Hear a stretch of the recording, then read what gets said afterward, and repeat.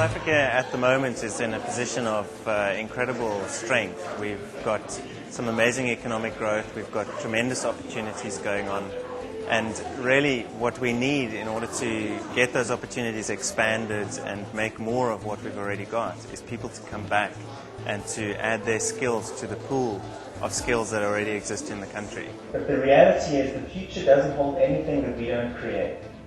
So it's up to us to describe the kind of future that we want and then work towards achieving that future. What we've got here is a couple of countries compared, and I hope I'm not going to offend any Australians, but you have to accept the fact that there were a lot of convicts sent out that way.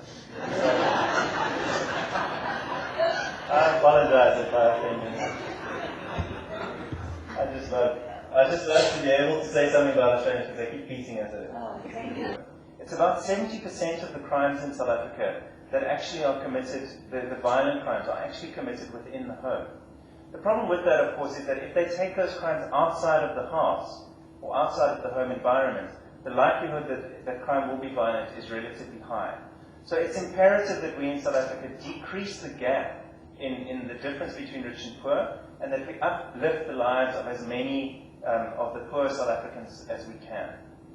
It always strikes me that the schools in South Africa are filled with some of the most amazing kids.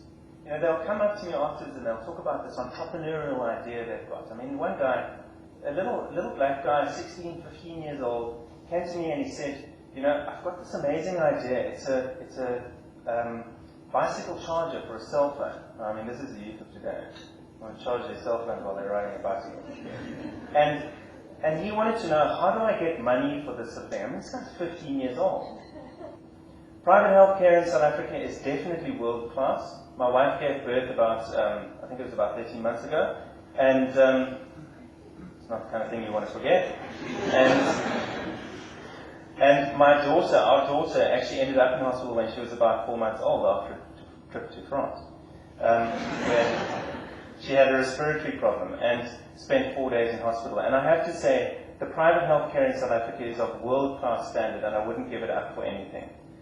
The bigger problem that we do have is in public healthcare, but a lot of work is going into upgrading that. And there were announcements made in the midterm budget statement about how public healthcare was going to be upgraded.